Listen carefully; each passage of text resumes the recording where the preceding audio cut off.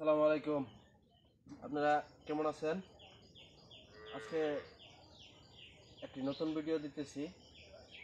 আপনারা আমার জন্য দোয়া করবেন, আমি যেন আপনাদেরকে ভালো ভালো ভিডিও দিতে পারি। আমি এখন সিএনজি চালানোর জন্য বের হব। সিএনজিটা হালকা পরিষ্কার করতেছি। প্রতিদিন সিএনজি চালানোর আগে এরকমভাবে পরিষ্কার করবেন। আপনার এই তিনটা চাক্কা পরিষ্কার করবেন, তিনটা চাক্কা চেক দিবেন, পরে ইঞ্জিন চেক দিবেন। দেওয়ার পর এই যে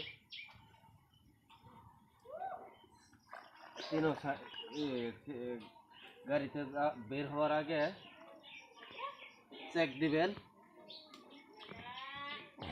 আর এই যে সিএনজি চেক দিবেন। এইভাবে সিএনজির ইঞ্জিন চেক দিবেন। আজকে আপনাদের সিএনজির ইঞ্জিন চেক দেওয়া দেখাবো। সিএনজিটা